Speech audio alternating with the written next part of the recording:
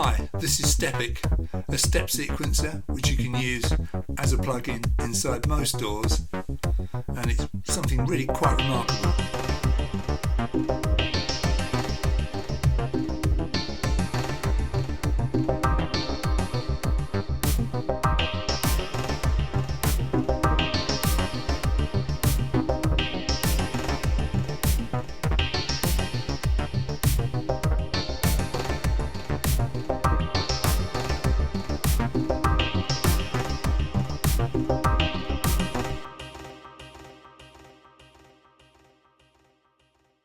In this video, I'm going to go over what I've picked up so far after about a week of owning this remarkable plugin. Full disclosure, the developers, Device Meister, did give me a free copy of the Stepic bundle, but in their words it came with no strings attached.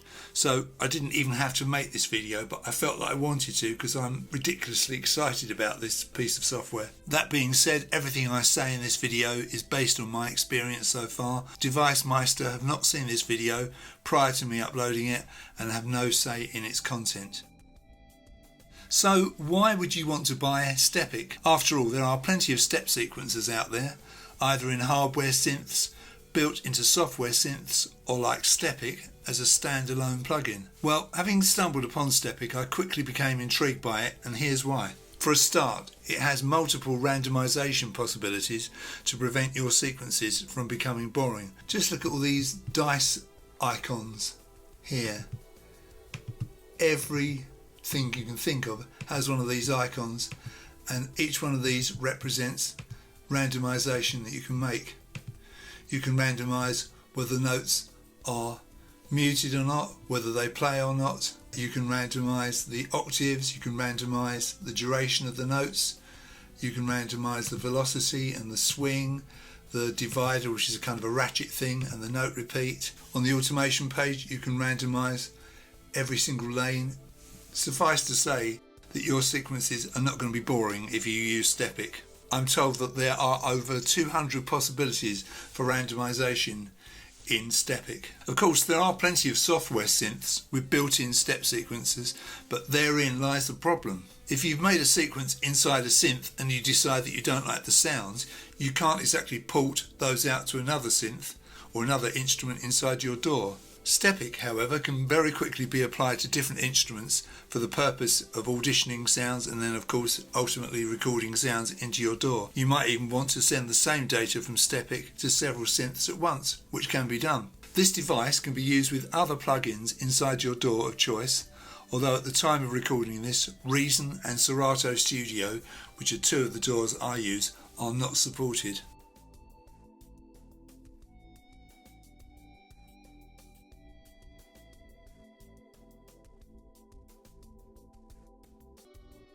So Stepic is a polyphonic step sequencer.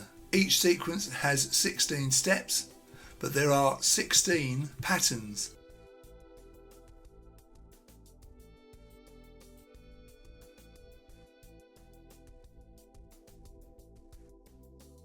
So this was a little project that I put together a couple of days ago. I'm not going to go into too much detail, I'm just going to show you around this. I'm still learning, so I may make mistakes, but anyway, you should hopefully find this interesting. So I'm using FL Studio as my DAW of choice. I have these various patterns.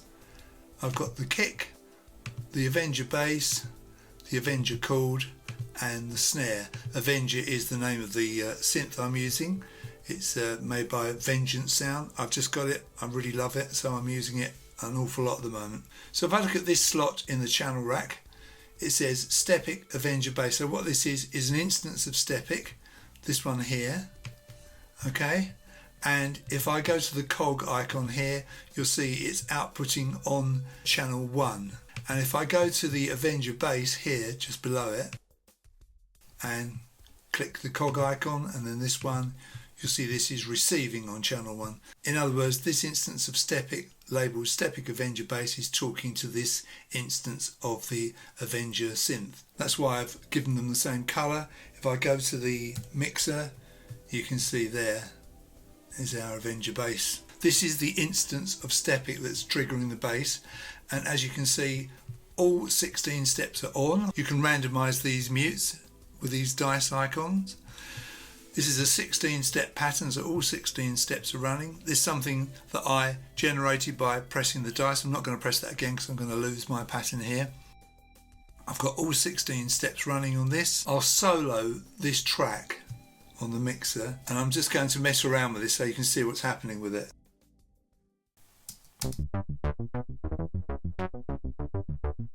Now, these are the notes, the green faders. Down here we've got the octaves. These are set at default. If you hold control, you can drag them up and down like this to different octaves.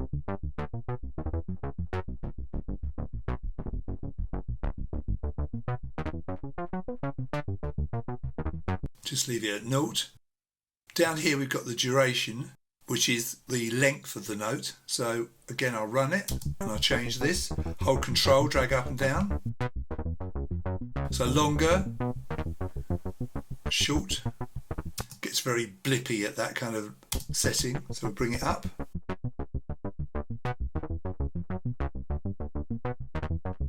Like that. We can set chords here. I'm not going to do this in this video because I haven't used this in this track, but you can make chords on this keyboard. Down here you can change the velocity of the notes, the swing. Divider is a kind of ratchet and note repeat. Now notice in divider I've got this one turned up. Listen out for it. You hear that da-da-da, da-da-da-da. So now at the moment I don't think there's any way of progressively changing the volume of this ratchet, this divider. So under velocity on the same step, I'm just going to bring that down slightly. Run this. Sounds a bit more natural, kind of fades in better. These dice icons along here means that all this could be randomized. The whole lot can be randomized over here, or it can be randomized step by step, as can the octaves, as can the notes.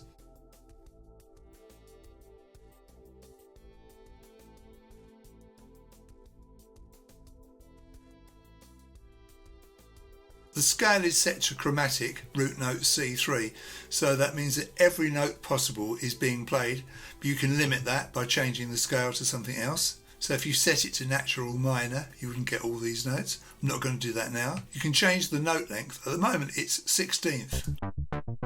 So if I change this to 8th, you'll hear what happens. It runs half the speed. I could go the other way and bring it down to 30 seconds. That'd be twice as fast. Just crazy. So we'll set it back at 16ths. I can change the swing. If I turn this on and I drag the slider, it starts to shuffle. Don't particularly want that here, so I'll drag that back. I'll turn it off, same thing. Here is an example of a novice's mistake. I recorded this into pattern 6 for some reason. So there's pattern 6. If I look at pattern 1, it's blank, as is 2. All these are blank. The only one that's got something in it is 6. So that was a rookie error. I recorded it into pattern number 6. This keyboard up here, you can take notes out of the equation. So if you click on any of these notes, you disable them. So even if you've got chromatic set here, any notes you click on won't play. This little icon here is for dragging the MIDI into a track.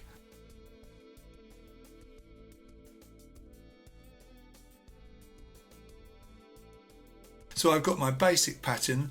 On the automation page, you can see I've got 2 lanes of automation, one set to cutoff, one set to formant fade.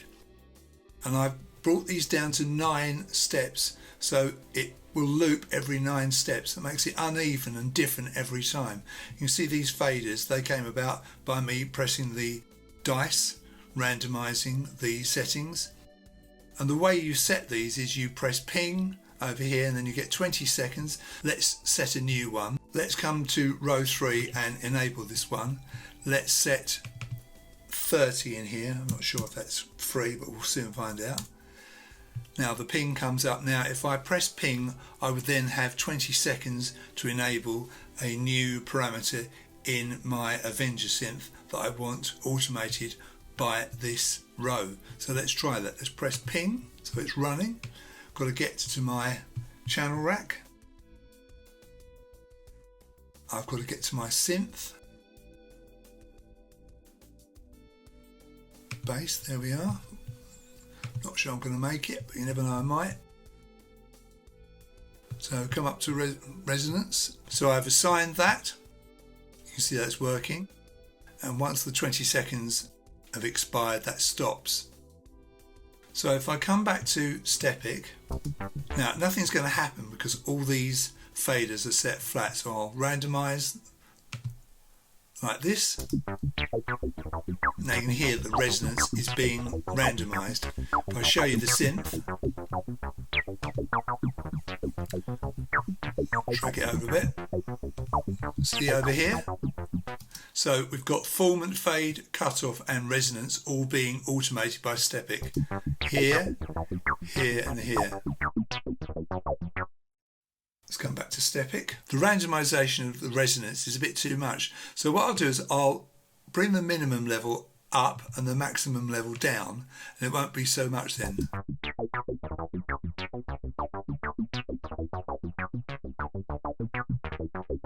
And to make it more fun, I'll bring this down to, say, 7 steps.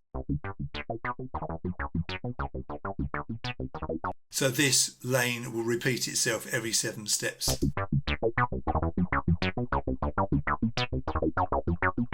And what we'll do, we'll label this up as resonance.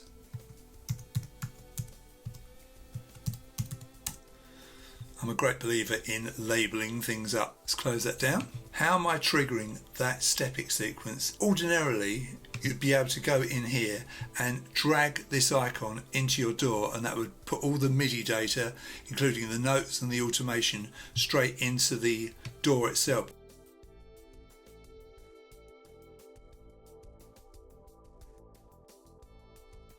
So in Avenger bass here on this pattern, I've just got this one note that's running, being held down for 16 bars, and you could press your keyboard to do that, or you could just simply input a note and drag it out. In fact, it's going a bit too far. We'll just bring that down so it ends at the end of bar 16. So this note here of C5, that's the same as me holding down a C5 on my MIDI keyboard to trigger Stepic. So this isn't actually the MIDI notes that are being played, this is simply a trigger note. So you understand, this C5 note, this long C5 note, is triggering this sequence in Stepic. So Stepic is still being triggered, it's still working, still doing all the heavy lifting. Ideally, you drag all the MIDI data into the DAW and then you could turn Stepic off. But no matter, it's still working, that's the main thing. So the other instance of Stepic is for the Avenger chord. So this is a chord I've got running, also in Avenger, so another instance of Avenger. Let's look at the Stepic for this. Go to the cog, and the setting is output port 2, different output port. And in Avenger, if we go to the cog, here you'll see input port 2. They've got to match for one to talk to the other. So for this instance of Stepic to talk to this Avenger chord, they've both got to be set to 2. Out on the Stepic 2, in on the Avenger 2. Let's go to the mixer channel and we'll solo this Avenger chord. So we're here on the piano roll and we're on the Avenger chord pattern, and again we've got this one long C5 note which is triggering the Stepic sequence. So we need to go from bar 5. Let's look at the piano roll. This is bar 1 of the pattern, but of course it's coming in on bar 5 of the sequence. Just run this pattern.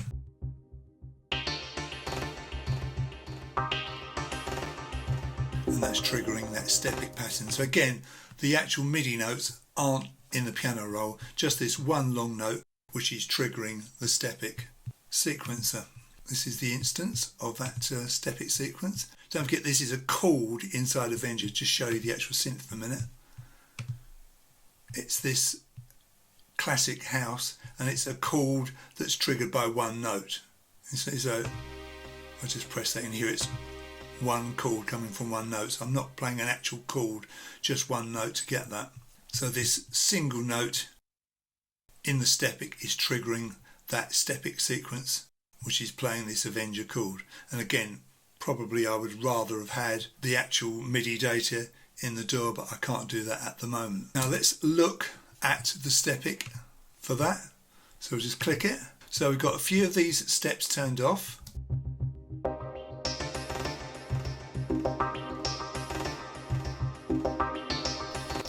We've got some different notes here. We've got the normal octave, a fairly middle duration setting. We've got a divider that I can hear towards the end.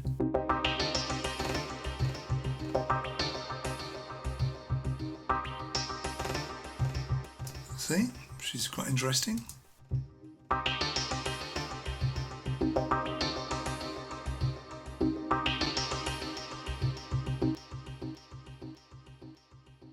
Now these mutes are being randomised here with this button, so that's why we're not hearing this divider, this little ratchet every time.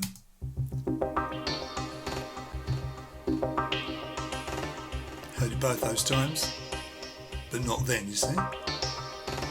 We heard it then. On the automation page of this, we've got cutoff and resonance being automated. So if we go to the synth itself, the Avenger chord, here it is, just run it, you can see cutoff and resonance are being automated, and down the bottom you can see the MIDI icon going crazy as it's getting information from Stepic on channel 3 and channel 15. That's as high as I can get it on the screen, sorry. So there we are, that's basically what I've done. I've got this snare, I've got this kick, I've got a bass, and I've got a chord. And if we look in the mixer, that's F9 on my Mac keyboard, you can see that the kick is on track 1, nothing added to that. The bass here, Avenger bass, I've EQ'd it over here. The chord, similar, I've EQ'd that and added extra delay, though I could have put the delay in the synth itself. The snare I've also EQ'd and added some reverb. So all these mixer channels are now enabled. Right, let's drag the playlist back to the beginning and we'll hear the whole thing.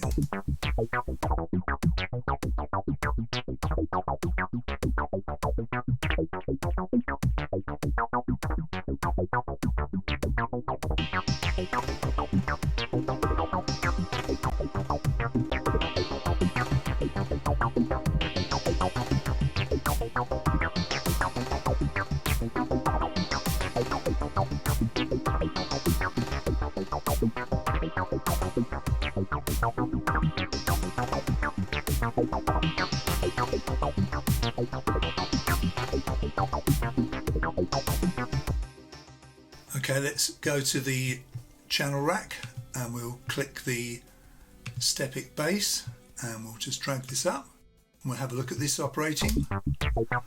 Notes and automation.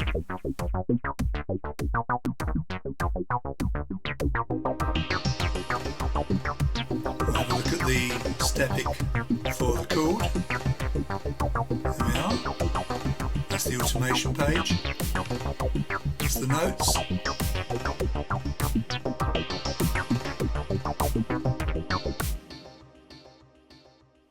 So I've really just scratched the surface here in this first week. There's an awful lot more to it than I've shown you, but I'm beginning to get a bit of an idea of it. It's really good when you start randomizing things with the dice and bringing these dials down so you've got less steps on the various rows. You can do that on the pitch, that's this row, the green, or the octave, the red, or down here you've got duration, velocity, swing, divider and note repeat. And I haven't dealt with all of those, but I will do in the fullness of time, no doubt. This is basically just to get my toe in the water and show you what I've been doing. There's some great videos on Stepic out there that have been recorded by John Audio and Chris at Signs of Life, and I urge you to seek those out because they're brilliant and you'll learn a lot from those. This isn't meant to be a tutorial. All I'm doing here is kind of sharing my enthusiasm and excitement for this piece of software with you, and I hope you're finding it interesting. In a subsequent video, and when I've learnt a bit more, I might build one of these songs from scratch. This song I built a couple of days ago. I just wanted to show you around it so you can see what I've picked up so far. So this is my conclusion. Stepic is brilliant, but not perfect yet. But then again, what piece of software is? To be honest, I found that sequencing the native instruments inside the DAWs, for example Flex in FL Studio and RetroSynth in Logic, didn't work quite so well as sequencing third-party plugins like Avenger 2. DeviceMeister assured me that this is because, in the case of Logic, it doesn't respond to MIDI CC automation from a MIDI effects plugin. Remember, this is all internal, it's not some external sequencer that you're trying to fire these notes from.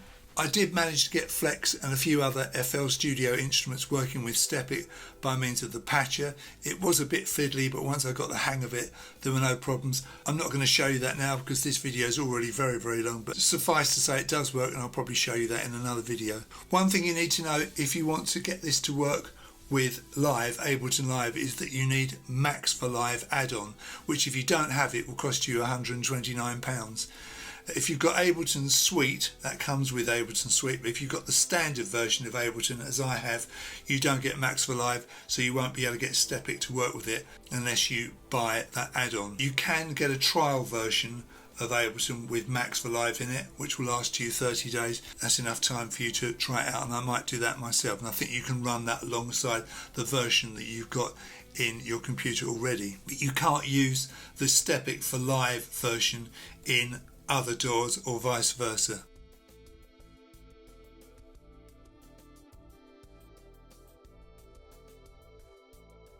So to sum up, like every other piece of software or gear, the more you put into it and the more you'll get out. This video comes after only a few days of using Stepic, and I'm sure I'll be more proficient with it by my next video, and I'll have far more to show you. And I apologise to DeviceMeister and to you guys out there for any mistakes, any things that I said that weren't correct. I'm not getting paid to make this video, I wasn't even asked to do it, so this is my choice to do this, but I thought you might find it interesting. I have to report that the level of customer care with this product is second to none. I've never known anything like it.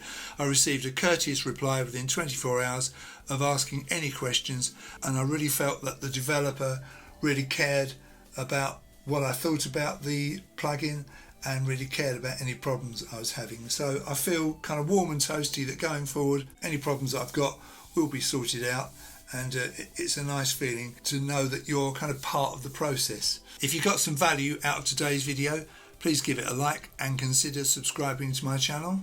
Thanks very much for watching, and you'll see me in my next video.